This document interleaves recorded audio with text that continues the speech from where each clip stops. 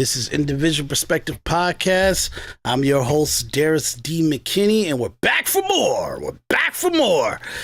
Yeah, I don't know why I got a little dip in my hat. I'm messing it up even more. There we go. Sorry about that. Yeah. Look, I want to first start off by saying Charlie Kirk is the man, okay?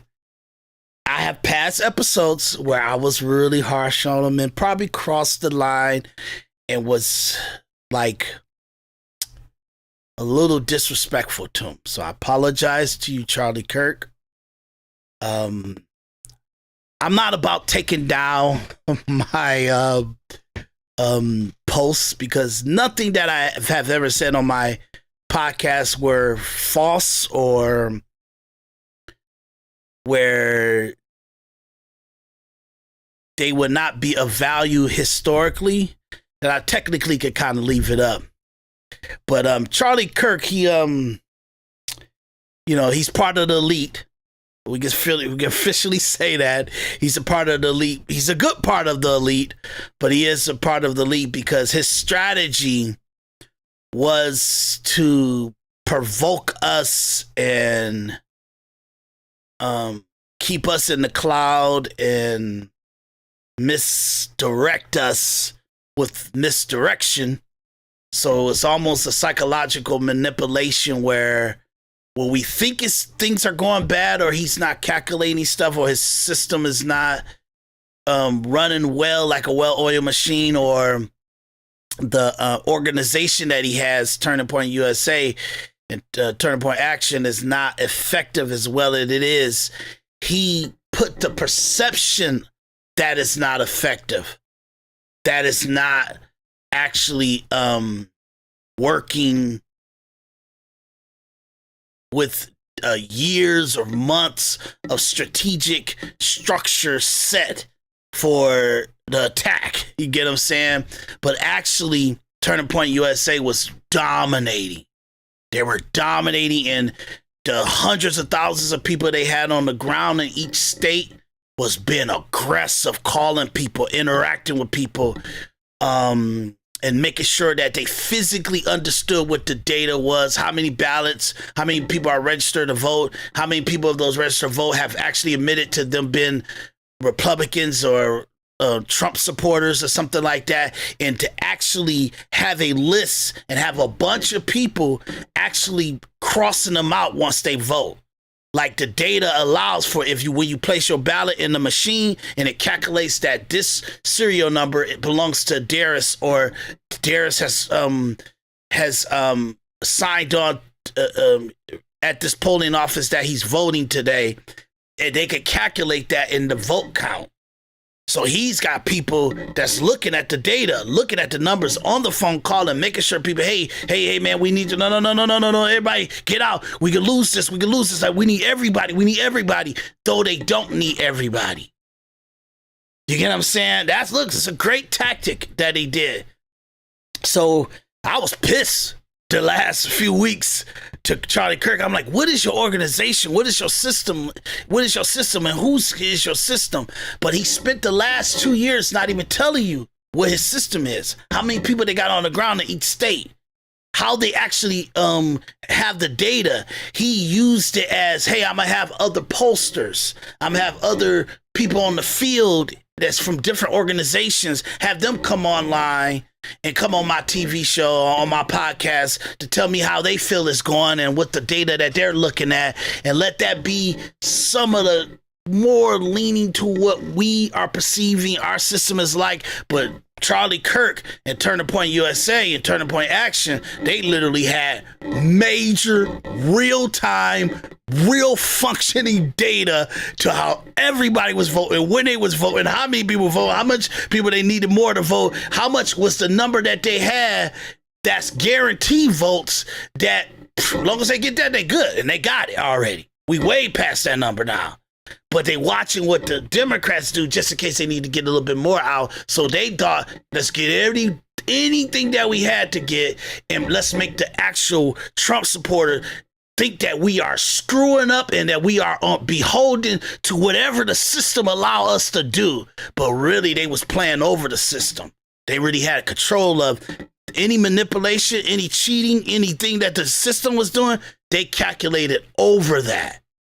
So the outcome will be the same. And I'll take my hat off to Charlie Kirk. You kicked ass. You fooled me good. You know what I mean? You had me like not knowing what was going on. And I'm like, hey, man, you ain't saying the right stuff. You ain't communicating the right stuff. I was wilding out, Charlie. So you look at past episodes or you look at my episodes on Rumble, my episodes on this. The funny part about it is I did have an episode that I went off really, really bad, but I never put it to public. I kept it private. So I think I still got it private, you know. But you the man, and you did exactly what needed to be done. And boy, that system that y'all had, boy, that was young, vibrant, 2024 calculation of the data. It was phenomenal. So thank you, Charlie Kirk. And the reason why I say also influencers like Anton Daniels, because Joe Rogan and major podcasters like the Milk Boys and what's the young guy name? He got really great big followers. Jesus, I can't even remember his name. Jeez, I'm so sorry. Maybe I'll think of it as we go. Yeah, but he went to that the Mar-a-Lago set up a stream. Even I think he came in with a Bentley or something. Oh no, I think it was the Elon Musk Tesla truck, and he kind of put Trump's information pretty much like a whole it was like a painting and all that stuff of the Trump movement, Make America Great Again movement on the actual Tesla truck. He had it all kind of all over the truck and stuff.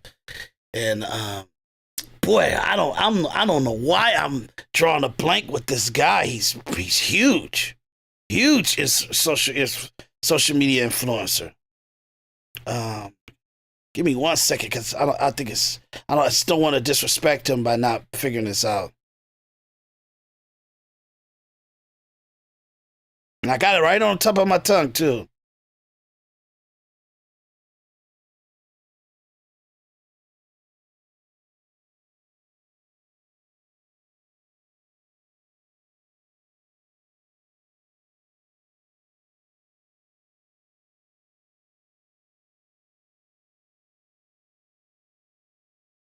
This is crazy.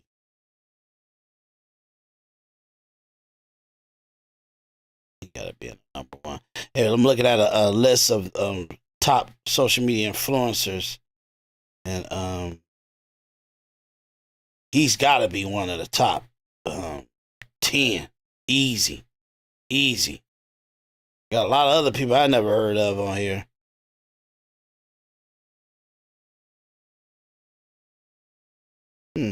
This is crazy.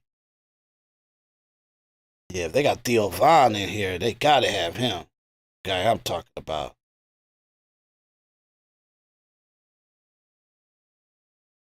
Yeah, boy. I'm so sorry to hold you guys up. I'm trying to figure out what this social media influencer's name is. And they don't even have him on here. That's crazy. Because I know he's top 5. I thought he was top 5, but look, maybe we'll come back to it. Man, that's weird. But I can't remember the guy's name, but a lot of those social influencers with Anton Daniels, and the reason why I named it Anton Daniels is because I think Anton Daniels on the ground level, where literally like he's on the ground with the people and stuff, and he's influencing people. And even though he's doing his day-to-day activity with his members and his viewers and whatever he's in his system that he's not catering to whatever's going on social media. He's just moving the way that he moves, and then people kind of be entertained and keep up with what he's doing or his platform because it's entertainment, or it's just, you know, he's part of they system and they pretty much their rhythm and their actual day-to-day activities and stuff like that. So Anti Daniels brought a lot of black voters to vote for Trump. I really truly feel that, especially in Detroit and all the other stuff like that. So I really I wanted to single out Anti Daniels as an influencer in addition to literally Charlie Kirk, because he's the dude. He's Trump's. You guys got to understand, President Trump's ground game was he gave that duty to Charlie Kirk. Charlie Kirk was responsible for what the ground game was and what the actual get out the vote was. So the people that you guys seeing that actually came to the ballot box and is overwhelming all over the country, everywhere, that he's winning everywhere, majorly due to the system of how he's communicating, and then actually Charlie Kirk making sure that communication was knelt to certain people and who it was certain who it knelt and who it touched, and get them out to vote. That's what Charlie Kirk. So when you look at the accomplishment of the election day, heavily leans on the responsibility of that was Charlie Kirk. And if he didn't perform well, we wouldn't have won. Plus, it would have been a total betrayal for Trump, because he relied on him and he took the mantle that he could handle it. And boy, he handled it. So thank you, Charlie Kirk. And for social influencers, really culturally being there to rev up the actual vote too, and turn the tables and turn people away from the plantation of the Democrat Party. I got to thank people like Anton Daniels for that, okay? Now, I know you guys don't know who Anton Daniels is, so let me be respectful and kind of give you guys a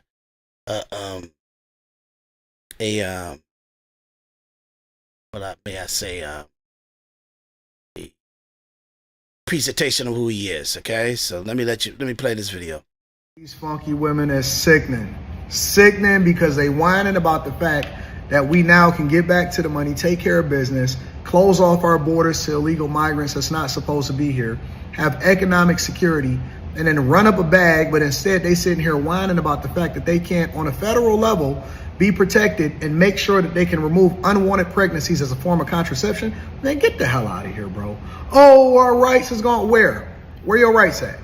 You know what I seen today? I seen a record boom in the stock market. I seen Bitcoin skyrocket. I seen our portfolios explode. And I seen that people celebrated red all across the country. Read the room, start to get on board. We not following y'all. We didn't listen to Obama. We not going to let Kamala Harris. She did worse than Hillary Clinton did. And now y'all can get back to the money. So we dragged y'all across the finish line. Y'all can thank us later. Let's make America great again, bro. These funky women is sickening.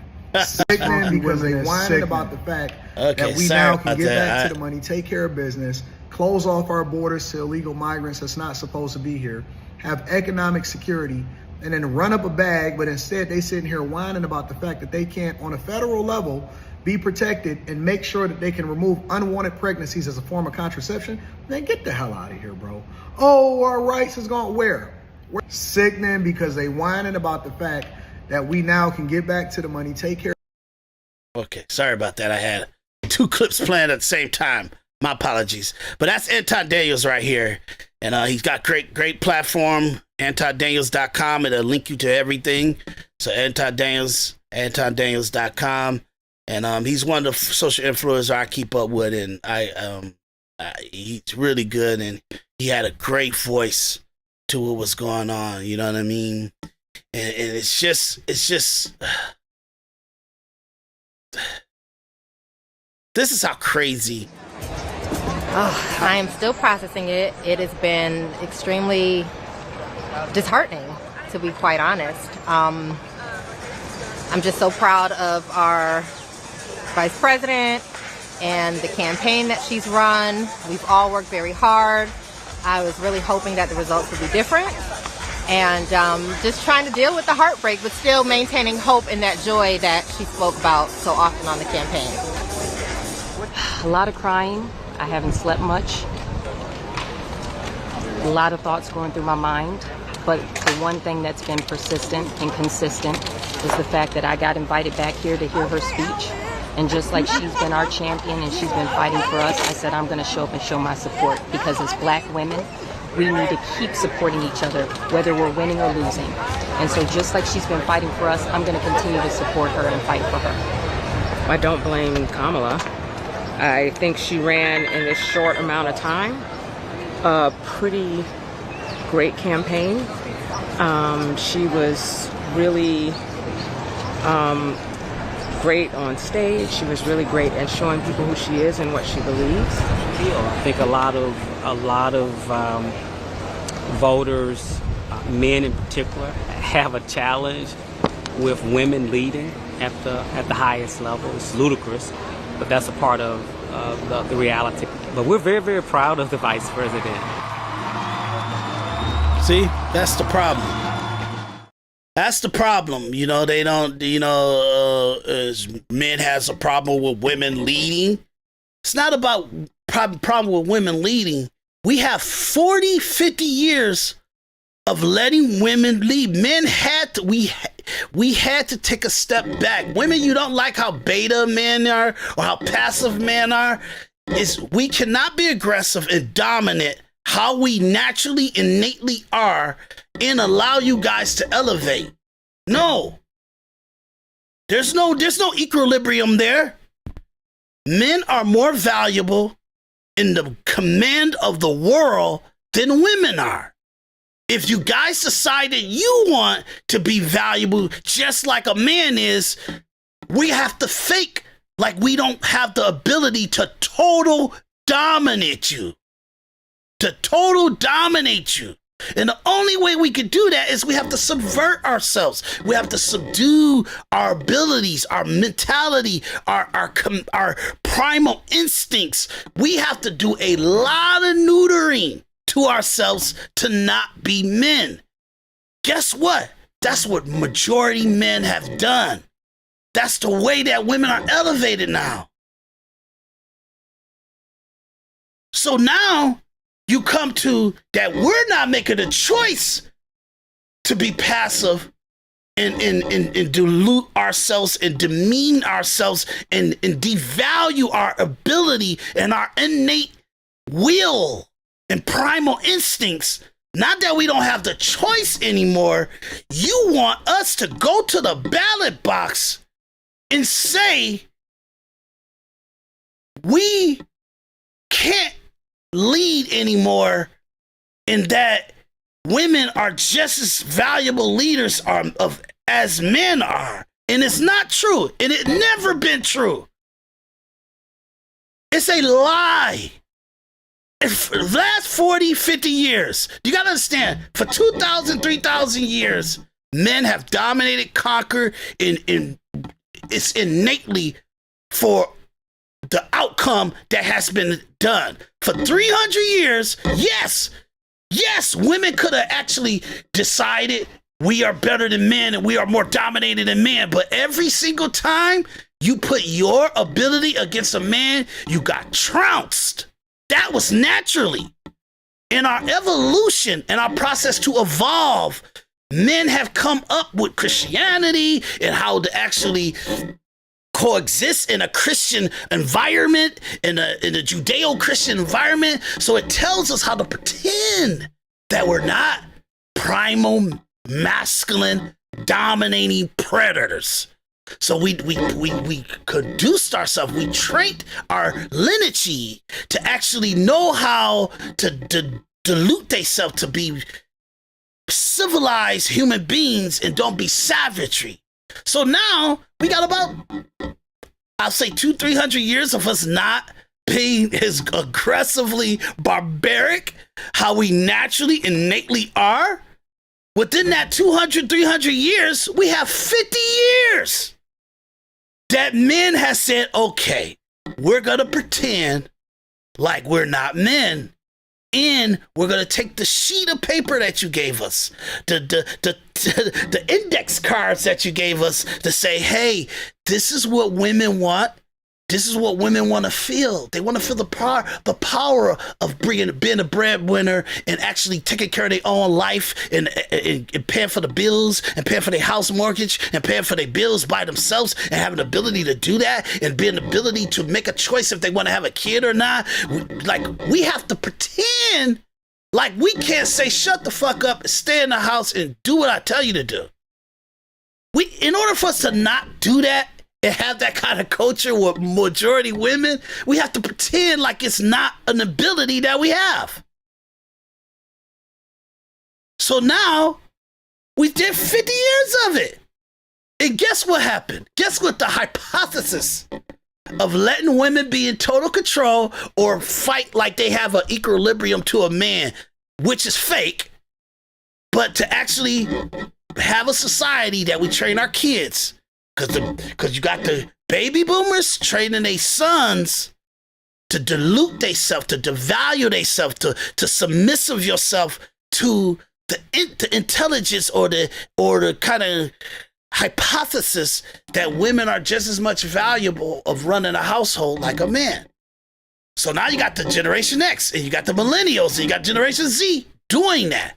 We're actually doing that. We're subduing ourselves to magnify women. So now that we've done that for 40 to 50 years, now that we're doing that, do you know what happened?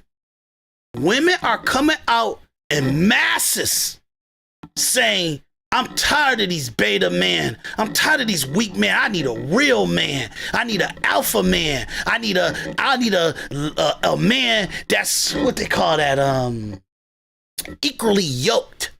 I need a man that's equally yoked. No, that's not how the real world works. When it comes to resources, that was always meant in structure for a man to go out and get the resources. But if he has to compete with his woman to get the resources, is somebody gonna take a lower or submissive or supporting role? Because it's a natural. It's innately in us. It's innately to the actual evolution of the world that someone has to be subverted. Has to. It's going to naturally happen. Men didn't know that men would normally, like, socially, we want to elevate women, but we didn't know that it was going to actually repetitiously come to the part where men can't run companies. Now they have women helping to run companies, to administrate companies, to do the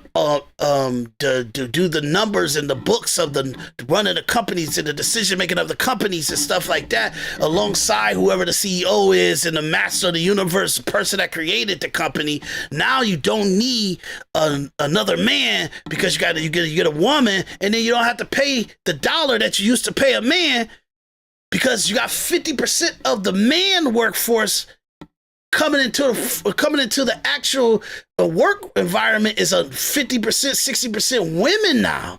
So now, why am I pay $1 to a man to do this job when I can have a man and a woman fight for that position and they're a new employee, so I don't have to pay the man as much as I can. I can underpay the woman, because she's coming in and she's new workforce, so she's a competing situation. So now I got two people competing for this job that I have on the market.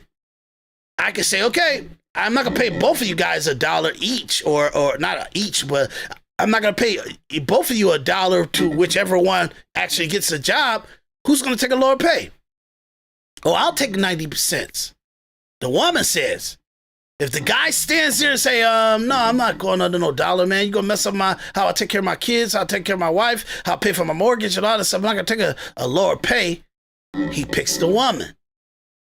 That company picks the woman to get that job. So now you got a man doing the work that he used to do in administration, accounting, management, all that stuff like that.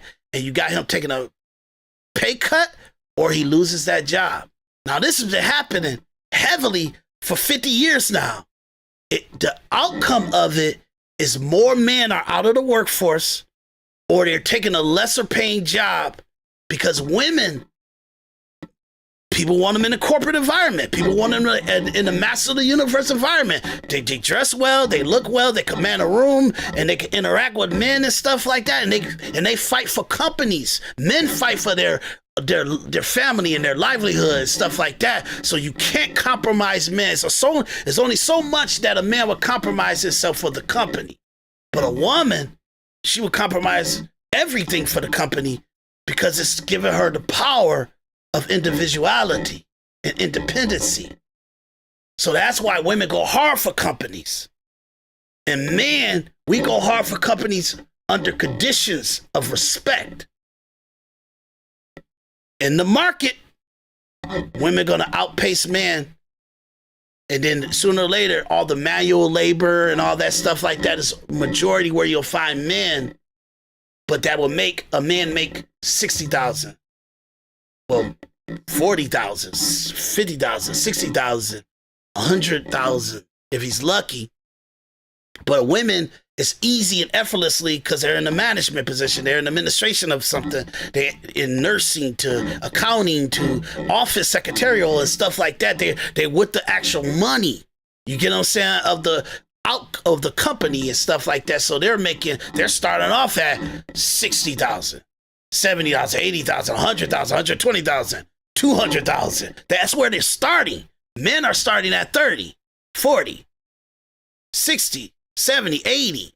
That's where men are starting at in the mass market and jobs that men do. Construction working, garbage men, stocking shelves, whatever, manual labor, whatever it is. That's how it is. So now you got 50 years of that. And now out of all that subduing, out of all that passiveness that men have done to the culture of men and their masculinity, now women are saying, we don't like how weak men are. We don't like to not have guys holding down the house and being economical yoked like I am and been masculine to dominate and be a provider and all that stuff like that. How can you have men be a provider when they're trying to coexist in a world that doesn't make sense scientifically and biologically? It doesn't make sense. The whole world, the majority of how we move, how we act, how we interacting with each other, our expectation for each other is out of order. It's out of primal outcome. It's out of line. It doesn't have any logic to it. It's all a actual trait or like thought process that we have to train ourselves to do. It's not instinctively in us to do what we've been doing for the last 40, 50 years. I know that's kind of crazy, but I wanted to respond to the girl and the guy talking about, oh, men don't like women to be in a leadership role. They're not supposed to be in a leadership role. They don't like it. We got data on this now, y'all. You got women out here wilding out telling you, no, I don't like how weak men are. I want you to dominate me. I want you to like be such a towering over me that I can't even cross the line. But men, that's where they starting off with. Women got so much independent. You come into the relationship with them at the independence and you have to up your masculinity so much in order to get her back in line. Men ain't doing that. We don't like conflict, and we're not here to dominate you. You should be naturally feminine, willing to give up everything. Your family, your work, the money you make from your work in order for to actually assist this man to get himself to a place where he is the patriarch of your household. If you do things to stop that man from being the patriarch of your household and him to level up and get himself in an economical situation where you could be a stay-home mom or you could do whatever stuff you want to do, have the neighborhood watch and neighborhood community power or whatever you need to do, and you have to philanthropy type of stuff that you do, but the man is in making money because every single moment of your life, you make sure his mindset is right. that he visually, mentally, and actually can execute on whatever the goal that he sought out for the family. But you got two people getting into a relationship and they driving to whatever outcome they want. And the guy saying, well, I got to try to drive for whatever the outcome of the house and what I'm trying to get accomplished. You're not going to be able to do that. That's two agendas being leveled at the same equilibrium. Somebody, like, you can, only way to get a goal accomplished, you give everything you got to getting that goal accomplished and executing on the standards of what it takes for that goal to get accomplished. If you got two goals trying to get accomplished, something's going to be subverted. That's too much conflict. That's why we're in the world that we are. That's why it's not good for women to lead. They can lead in their own little companies, but their companies better not mess up. Melania Trump, her vision for her life and her goals and whatever stuff she want to get accomplished in her life or her outcome, it better not mess with what Trump trying to do. She better make sure that it doesn't interact or sabotage what he's trying to do.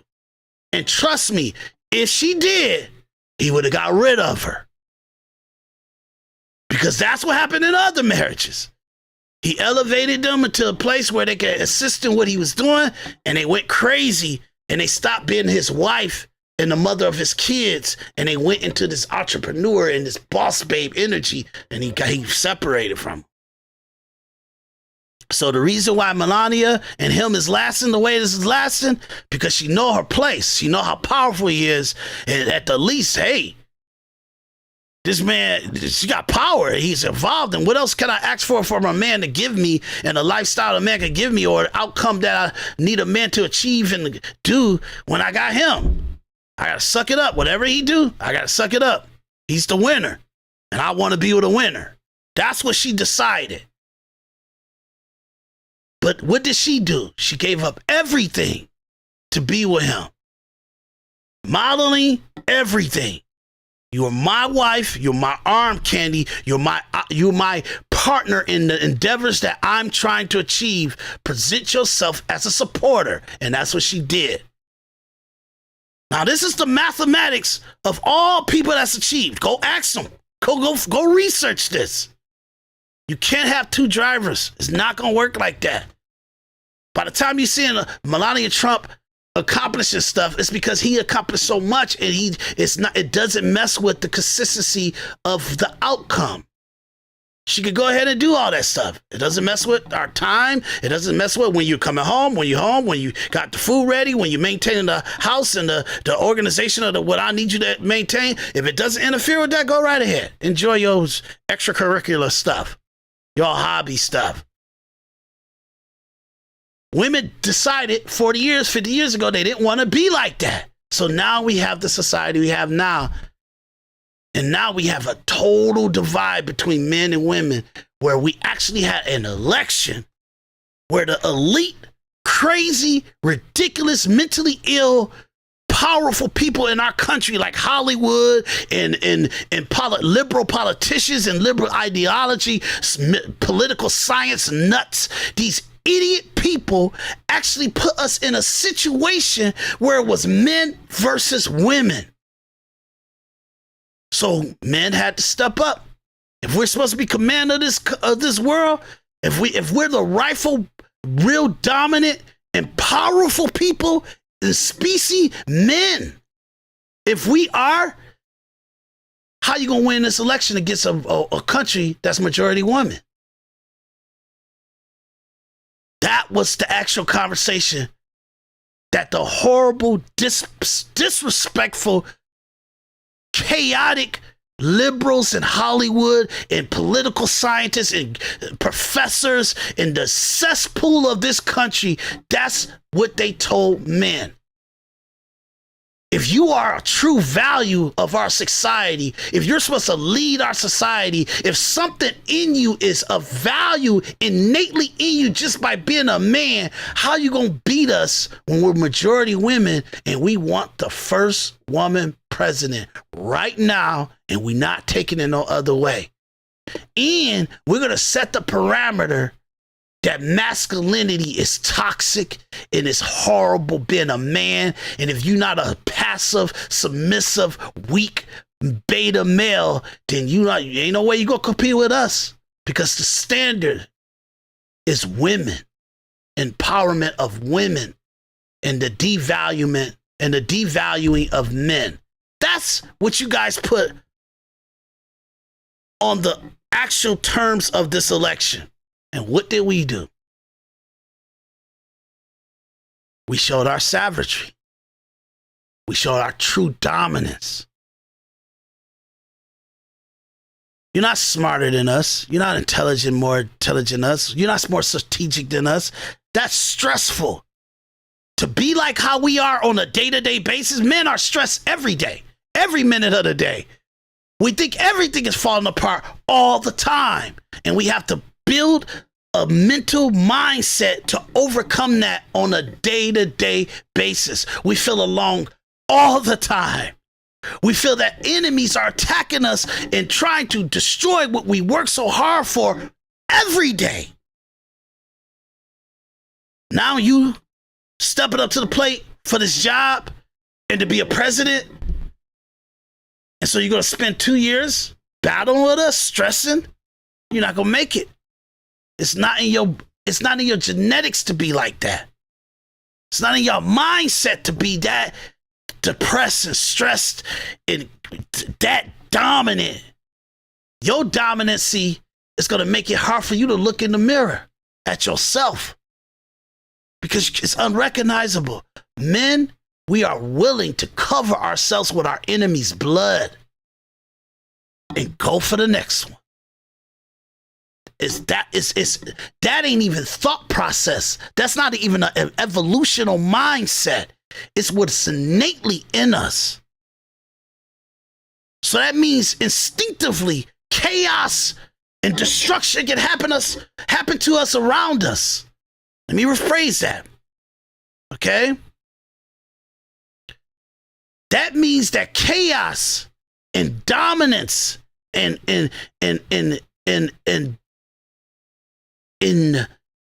chaos and destruction. Let me repeat that, because I'm messing it up, but I want to make this clear. It's innately in us to conquer in chaos. Why? Because we could be surrounded by chaos and destruction and evil in horrible, horrific conditions, and we can keep focused and going towards what we're trying to get accomplished. For women, it's too much. It's too much to see that. Or it's too much, oh my God, it's too much knowing that. And not, oh my God, you're like that, or you do that, or you did that to me, or that's what you seen, or that's how it's gotta be. And you cannot have that understanding and keep focused. You start to adjust to what hit you too hard, what influenced you too much, what jolted you too much. And that's the direction you go in, and it stops you from being on the path of walking through the fire. So now, you guys decided in 2024, you're going to attack every single man in the country. Now, yeah, some men say, yeah, you know, I love my wife. I'm for women. I want to, hey man, we've been president all the time. For 47 years, for 47 presidents, it's been a man. This is ridiculous. We got to let women win one time. No, they got to win it. We ain't got to let them do nothing. You want to be of value as a man? You want to control and conquer like a man? You want to have the true ability and outcome of a man? Take it. Take it. Execute on that goal. We're going to execute on us just keeping the consistency of us and what we want and what outcome we want. You got to do whatever you're doing to go against ours. So yeah, you got to pull the man to do that. You get what I'm saying?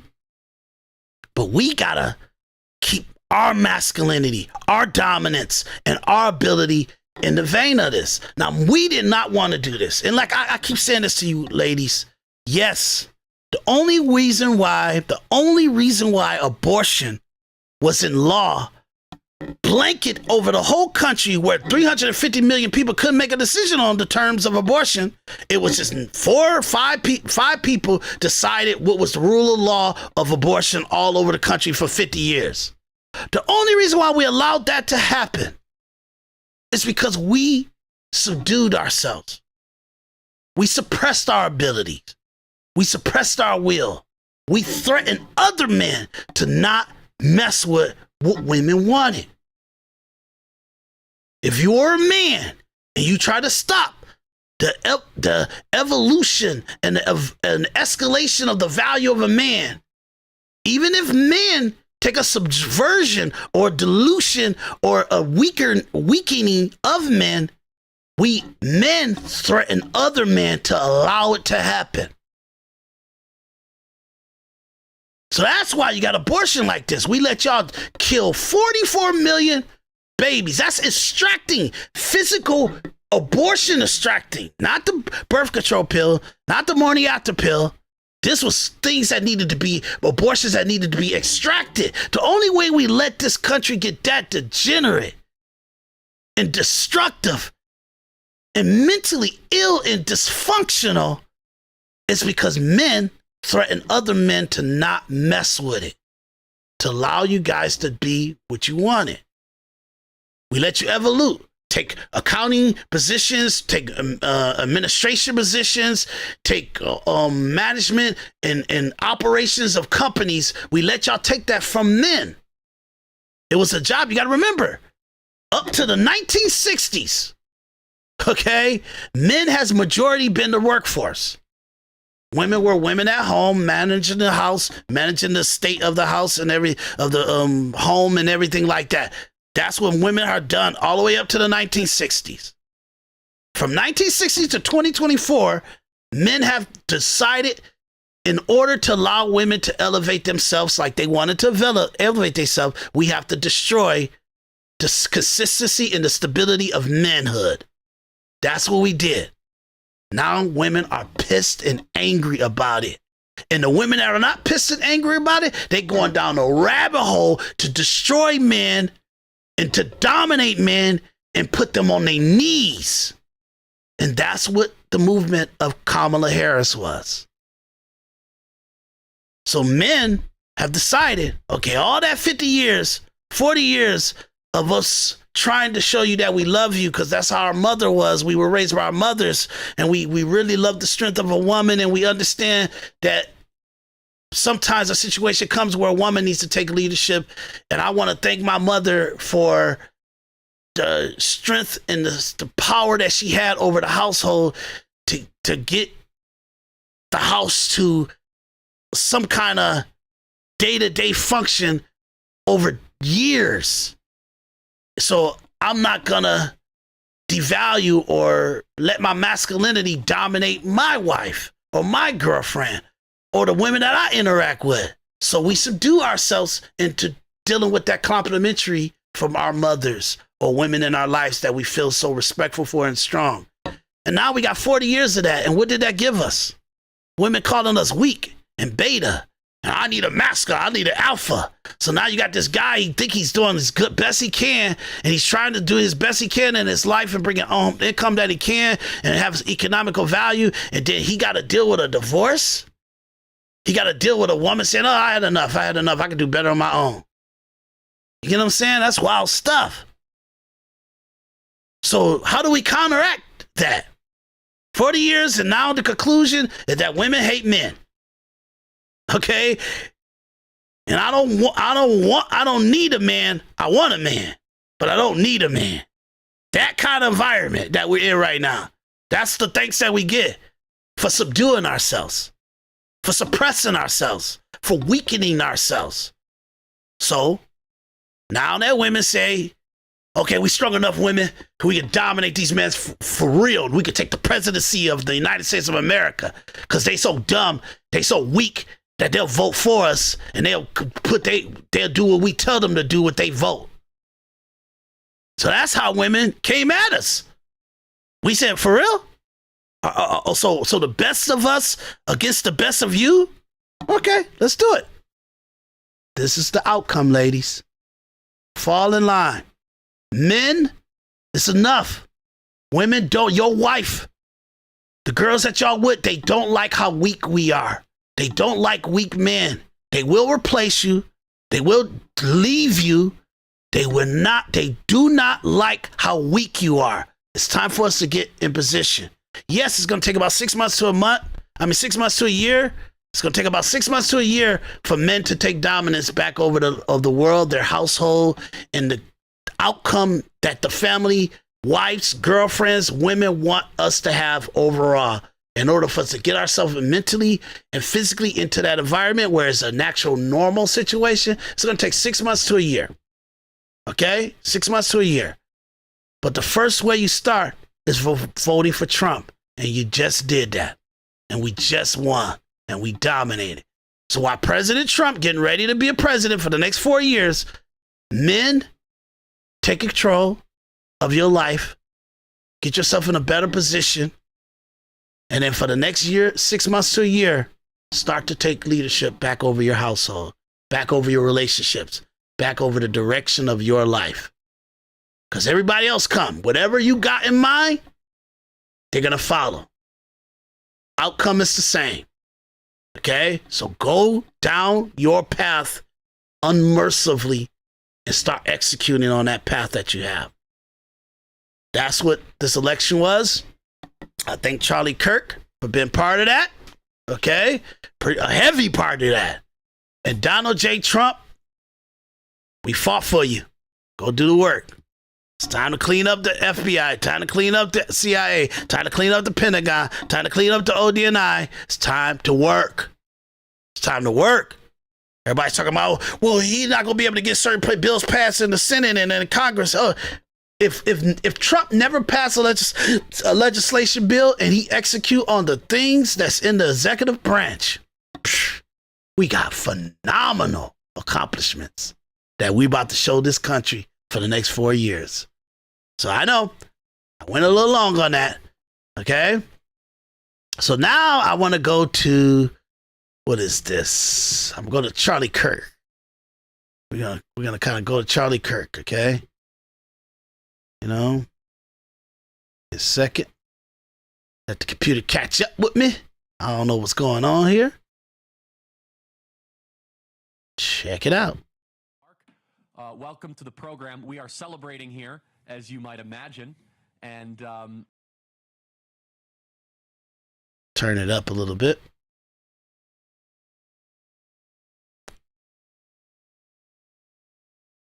And a guy named Elon were engaged.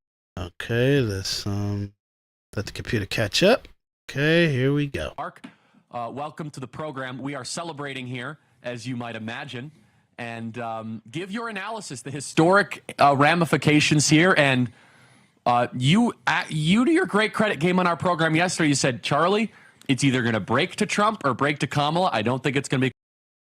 Okay, I don't know why my computer's slowing down, but let me let it catch up to us because I want this conversation to be captured right. You might imagine, and give your analysis, the historic.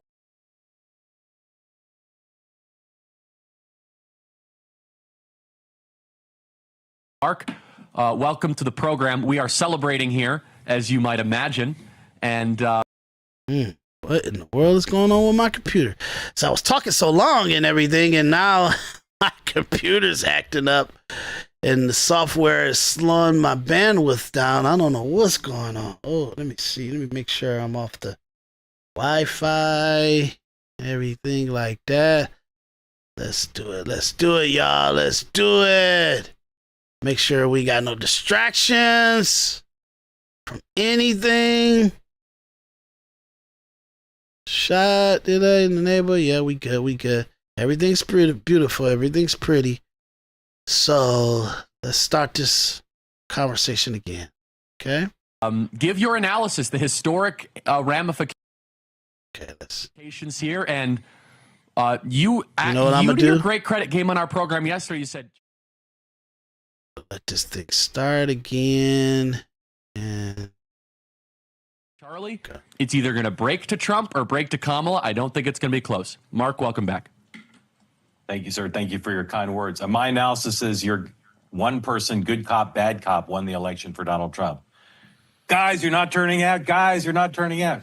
Guys, you're turning out. Guys, you're turning out. Mark, you're too smart, man. You're too smart for your own good. Wait, you mean that I actually knew what I was doing, Mark? You were not engaged in what I call the bluff. You were. Oh, yes. You were figuring out you got to get people energized and you got to get them on the bandwagon. And most campaigns have two different people do it. But Charlie Kirk wears two hats. Nicely done. Like 8 hats, but yeah.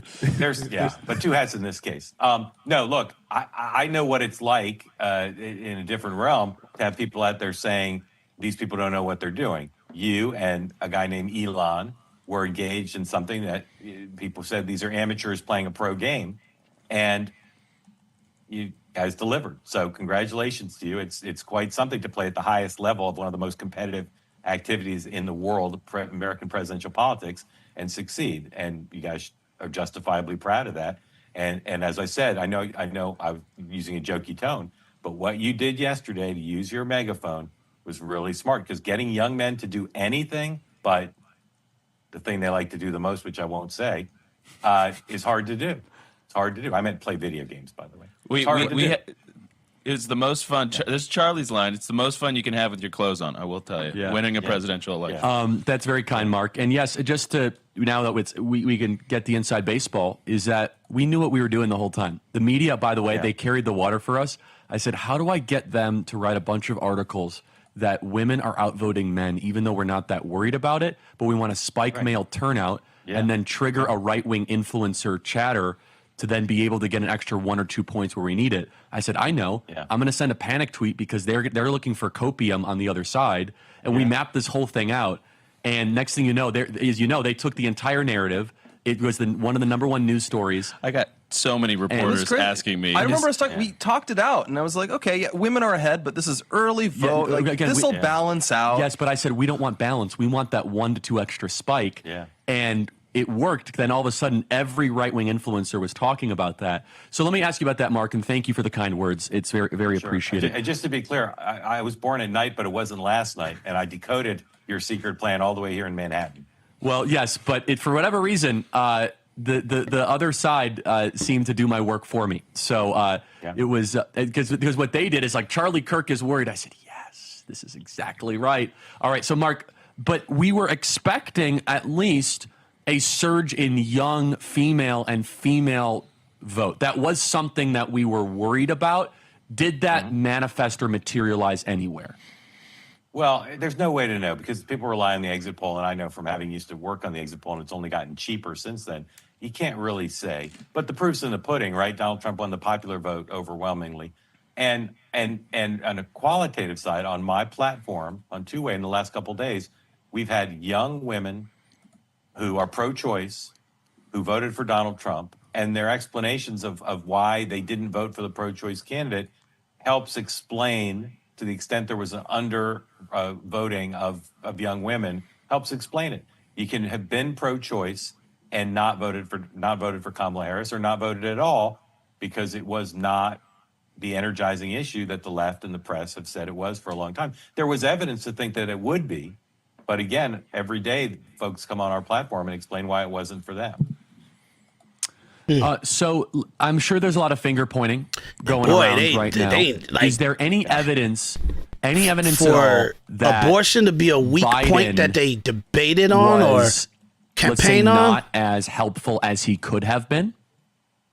I don't think on purpose. I think he's limited in what he can do. It's why he wasn't any longer on the ticket. I think that there's one big story for each of the parties.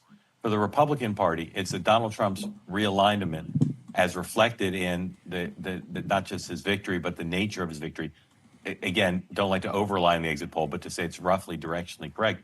Donald Trump got less of the white vote, but now has created a party of the working class, white, black, Hispanic, young, independent.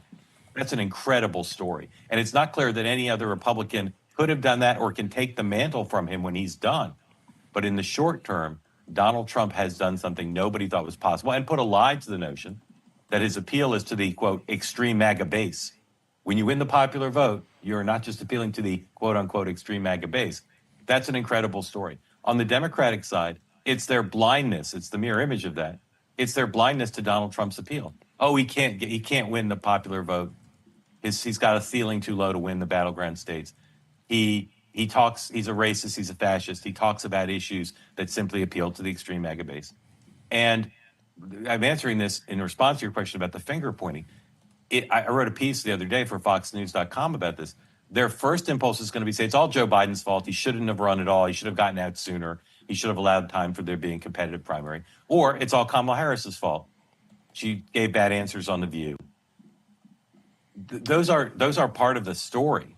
But the fundamental thing is the party has moved so far to the left on issues and is not able to appeal to the groups that Donald Trump did, very well with for a Republican.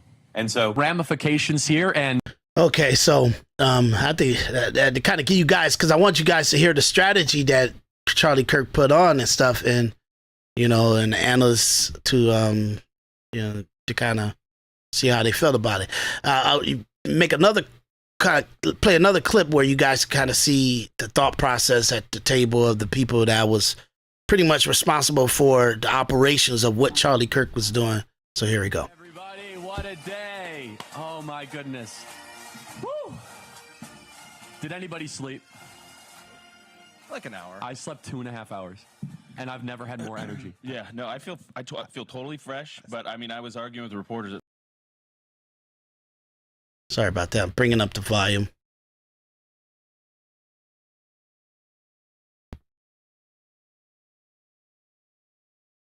Two 2.5 hours, and I've never had more energy. Yeah, no, I feel totally fresh, but I mean, okay. They don't want me to start this over again, so give me a second. Working with this bandwidth issue. I don't know what it is, but I got it. I was arguing with the reporters at 5 a.m, so I slept for 89 minutes, and then I was arguing with activists. I want to say, guys, you had to endure with me in this audience every day when I said find new voters. Remember all summer? I said find new voters. I said go chase new voters. Now, I want to say this, guys. Based on the emails we received yesterday and the ground game we have in Wisconsin, I can say you guys made a difference in winning Wisconsin. And with that, getting Donald Trump declared the victor on election night, which was massive, right? Massive, so that they couldn't continue their hocus pocus, right? Yeah. The American psyche needed it. So Donald Trump, everybody, is president-elect. Can we get the Chiron just to say that? Trump is president-elect. Yes, that's what we need. There should be a dash between president-elect. I mean, I literally collapsed last night. Dude, this video is going viral on the internet right now. I don't think it's a bad video, though. No, right? it's a great. You retweeted it. It's amazing. It's the best video. I love this video. I'm not gonna lie. I watched it back this morning and I got a little misty. Like, it's so amazing because people are used to political actors being slick. They're used to thinking like, oh, to some extent they're running a grift, they're running and like it really showed how much it meant to you, like how much effort you'd put in for years, that it really mattered. You really cared exactly as much. I'm going to get emotional again, but the amount of people that. All right. What? No, I mean, I'm going to make people watch it. No, I mean just the amount of people that wished us dead. Yeah, Tyler's still under indictment over this stuff. Hold on. I mean, I was arguing with. I don't know why it's sticking on that. I'm trying to figure out what that was.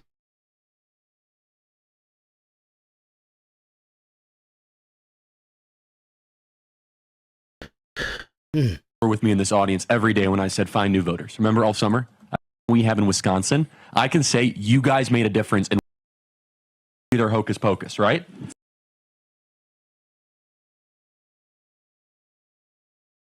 The American psyche needed it. So Donald Trump, everybody, is president-elect. Can we get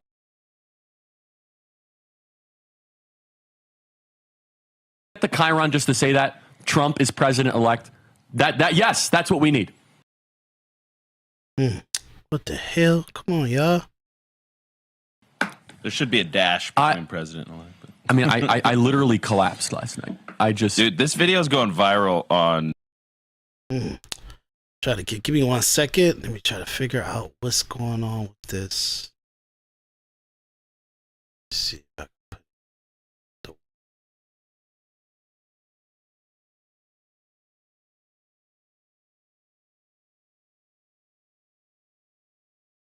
on the internet right now. I don't think it's a bad video, though. No, right? it's a great. You retweeted It's amazing. It's the best video. I love this video. I'm not gonna lie. I watched it back this morning and I got a little misty. Like, it's so amazing because people are used to political actors being slick. They're used to thinking like, oh, to some extent they're running a grift, they're running and like it really showed how much it meant to you, like how much effort you'd put in for years, that it really mattered. You really cared exactly as much as I'm going to you get said. emotional again, but the amount of people that. All right. What? No, I mean, I'm going to make people watch it. No, I mean just the amount of people that wished us dead. Yeah, Tyler's still under indictment over this stuff. Hold on. They're going to want to kill us more. Let's just relive it. Let's bask a little bit. Let's bask in the afterglow. We control the executive branch of government. All right, here. 237. Please play. Please play. Charlie Kirk starts crying after hearing that Donald Trump won the election. If anyone deserves to get tears in his eyes, it's Charlie. I think. Okay, Jesus.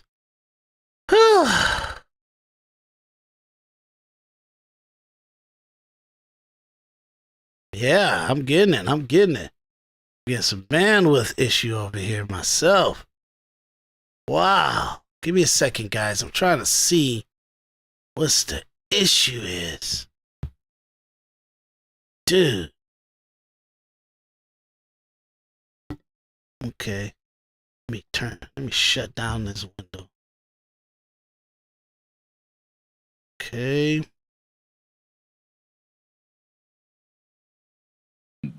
The internet right now. They're running a grift, they're running and like.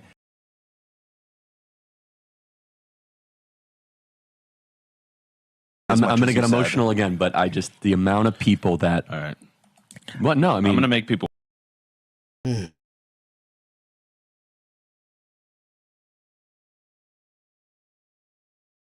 Watch it. No, I mean just the amount of people that wished us dead. Yeah, Tyler's still under indictment over this stuff. Hold on. 237. Man, look, guys, I have no idea why it's doing this. Why my bandwidth is not really, I don't know what just happened. I'm taking the screen down to a little small screen. I closed my URL. Sorry about that. I'm kind of telling you guys what I'm going through. An actual CPU and bandwidth looks good enough to play the video, so I have no idea what it is. They're going to want to kill us more. Let's just beware. Let's just relive it. Let's bask a little bit. Let's bask in the afterglow. We control the executive branch of government. All right, here. 237. Please play. Please play. Charlie Kirk starts crying after hearing that Donald Trump won the election. If anyone deserves to get tears in his eyes, it's Charlie. I think we all agree. I think Erica was chopping some onions or something in the break room. No one has worked harder than Charlie for this. We gotta hear some words here from you, Charlie. You put all this together, my man. Let's hear it. I am just humbled by God's grace. It's all God. It's all God. God alone. God alone. That's all I can say. It's done. It's beginning. Brett, how are we doing at HQ? Are you still at HQ? That was awesome. Yeah. Gets me going again. And again, it's just kind of one big thing. I said it before. I said, if we were to win, it's not us. It's God showing his mercy and grace in an undeserving country. We deserved judgment last night. We've turned our back on him. Yeah, I got on my knees and I prayed for it. I'm like, nah. And I get on my knees all the time. I always talk to God and pray and stuff. I told him that this is not for me. It's for the country. It's for other people.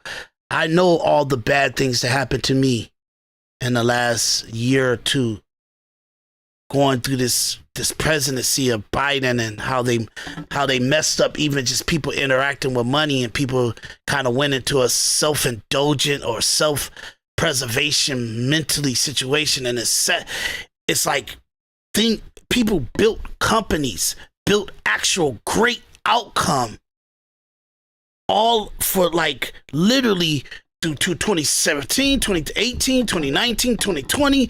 People did a lot of things to build the future for multiple families, to multiple things that people are done, even in my life. I gotta try to revert it back to what I did, because I know that most people went through what I went through. I built a company. I built a powerful strategic outcome of how to execute in my field, in the market that I'm playing in the film and media and all that stuff. I did a phenomenal strategy. 2018, 2019, 2020. It was nothing that was going on in those years that it wasn't part of what I actually seeked out. So everything was going well. And then 2020, 2021, the pandemic, and then the 2021 happened, and then 2022, and then 2023, and then people start to actually have a culture of hating themselves, hating their capitalist mentality, and hating doing what it takes to execute on something that you already seeked out to do. And I'm like, oh, what y'all doing? Y'all sabotaging everything we worked hard for the last 4 years. What we did the last couple of years, what we seeked out. Why are you retracting from me? Why are you trying to stop what we built here? We went out here to go do this in 2018, 2019, 2020, and then you guys are trying to self-preservate yourself. Oh my God, I don't want to go out there and fight for it no more.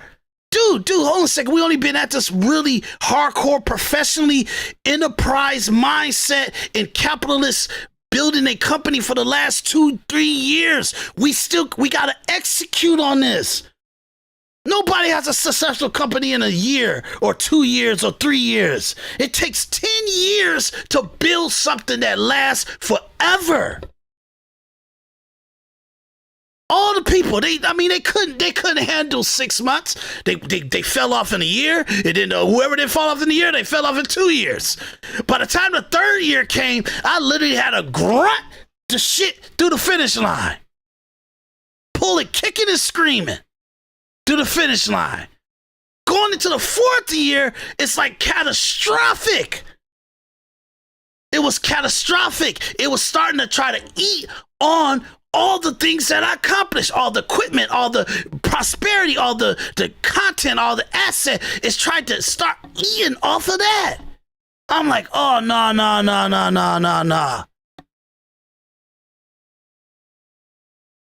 Boy, I'm sorry. I know I was expressing that too loud and too passionate. But yeah, you don't get the outcome of where we at right now.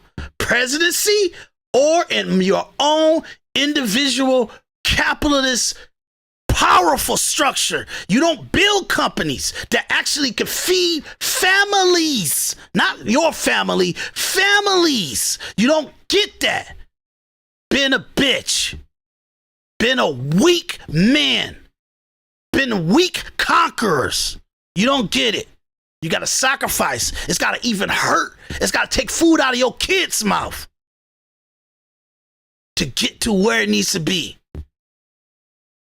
But I'm telling you, 90% of everybody that was around me, you know you did. You know, don't get triggered by my podcast and what I'm saying. You know you pulled out when you were supposed to double down. You know it. You know it. I triple down. I'll own it all. I don't care. I'll triple down, get it accomplished, get it in the actual physical asset that it actually is real. Not a theory, not a thought or a dream. It's physically real. It's really in life. It's physical just as much as this bottle of water. I did that. I made sure. I took and deleted and I diluted and devalued my life to get the outcome that I wanted. And so being the outcome that a lot of people wanted me to accomplish, I accomplished everything that I should accomplish to be of value right now, today. What you think I should do with it, or how I should present it, or when I should present it, and how I should make you happy, you don't understand. I don't care. You too much of an ant. You mean nothing to the overall goal of what was accomplished. So my standards are your standards. My standards is my standards. Why? Because we would never have got what we got accomplished. I would have never been able to get this stuff done if I didn't see how to get it done without everybody. If y'all leave me on the battlefield by myself, how do we win this war? I had to figure that out. I had to know who to manipulate and how to manipulate and when to manipulate them and when to know that they can't be manipulated, that I got to take over and go into plan B. I had to do that. So I know. It's in this. So I bring that up because what they're talking about and with the accomplishment that Charlie Kirk came up with, and then I see the things that people like him is accomplishing, and they got hundreds of millions of dollars to do this stuff, and I'm like, I think everything I accomplished for the last 6 years, I had to live, pay for my rent, pay for my cell phone, pay for the lights, the gas, the heat, pay for my equipment, pay for every single movie, and what it took to get those movies done. I had to spend, if I was to round it off, I'll say about 120 grand over 6 years. 6 years. Imagine yourself not even having $1,500 to live off a month. Well, what is that? What is that? Because I'm telling you, these numbers I'm telling y'all is real. I'm a human being. I got a life. I got a girlfriend. I got a house. You get what I'm saying? I got equipment. I got everything. I can't have that stuff and live in a coexist or be in this situation I'm in and not pay nothing to it. So what would it take for me to get to all the stuff that I accomplished? 7 movies, equipment, computers, everything. And pay for the roof on my head and me to put food in my belly and put food on the table. So if I say $120,000, let me do that. Divided by, what's it? Give me 1 second. Gotta add. I'm using a calculator, y'all.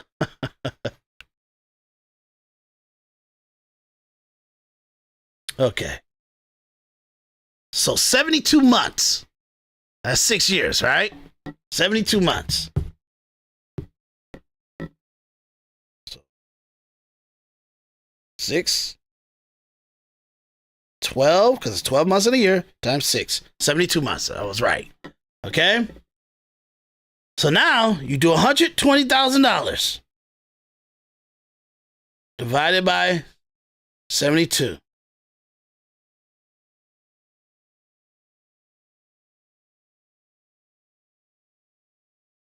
I'm so pissed off when I'm doing this that as I do it on the calculator and I'm hitting numbers I don't even mean to hit, but I'm kind of being very vulnerable to you guys.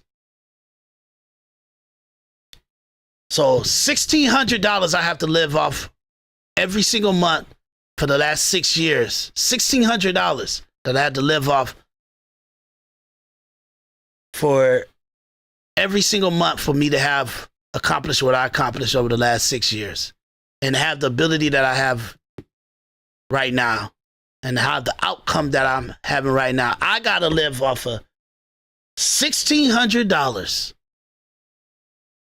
every single month for the last 6 years. You think that's fair? You think that's respectful? I don't have no so-called producers or executive producers or crew members or actors living a life like that. These people making $3,000, $5,000 a month, and if they go anything under that, it's catastrophic to their life. It's catastrophic to their life. And I got to pull off writing the movie, having equipment to do the production of the movie, casting it, and executing on these movies, and editing it up, and doing the artwork, doing everything that makes it actually physically real. I did all of that for 6 to 7 movies, and I gotta live my life, pay my bills, somehow be coexisting in this world, and I gotta do that I'm talking about shooting a real movie, not no crappy looking stuff. I'm talking about doing really good stuff. I had to live my life with $1,600 a month. Now, obviously, it's months that I didn't have nothing. Because I had to put everything on the movie and getting the movie done. But I'm just saying, if all was fair, every single movie, every single month, and I took the $120,000 and divided through every single month for the last 6 years, it telling me that $1,600 is all I had to live off. Pay my cell phone bill, my internet, my roof over my head, gas, heat, water, electricity, soap, tissue, food, cereal, whatever. However you eating, gas in the car. Equipment. You get what I'm saying? Hard drives. I had 170 terabytes of hard drive. That's for the production that I did over the last 6 years. Literally. 170 terabytes. And I got to accomplish all this with $120,000 spread across 6 years. Don't tell me you don't ask for nothing more. Don't tell me to ask for new partners and get new business partners and partners to come in to help me bring this all to the finish line. Don't tell me to do that. That's what I did. That's what my life was like for the last 6 years. And I'm not taking a back seat no more. I'm not disrespecting my life no more. I'm not stopping the progress of what I could accomplish because I'm destitute. Not doing that. That's all over, y'all. So when I'm talking about this, when I'm giving my individual perspective, yes, I'm letting you guys know what's going on in the last 6 years. And I overcome it. And I'm here to survive it. And I'm here to be with you guys talking about this and living past this and evolving past this. And this is what men do. Okay? So I just wanted to kind of give you guys a peek into Charlie Kirk and Anton Daniels. And I'd like to thank these guys. And they did a great job. And what we got accomplished to get President Trump reelected. Now he's a 2-term president. President Obama, you can't take that away, and none of your ilks can. Okay? I made President Obama a president. We all made President Obama a president for 2 terms, and they were trying to stick Trump with that 1-term stuff. No way, baby. The will of the people. The will of the people. Ain't nothing like it. So we about to make America great again. Thanks, guys, for joining the Individual Perspective Podcast. I'm your host, Daris D. McKinney. Hit that Cash App, hit that PayPal, hit the like button, follow, subscribe. Come on, y'all. Let's do this. We got work to do. I got panels to have. Just can't afford it right now. So help us out. Check you guys out. I hope you learned a lot from the last 2 episodes that I did, because I put a lot of me and my journey and everything with it, because I do think this is this epiphany moment that I had when Trump won. And I had it with President Obama. I started my company when President Obama walked across that stage and he won the election in 2008. And now, in 2024, going into 2025, it's about presenting our work to you guys and capitalizing on the work that we already did for the last 6 years. So thanks, guys, for joining the Individual Perspective Podcast. I'm your host, Daris D. McKinney, and I'll see you on the next one.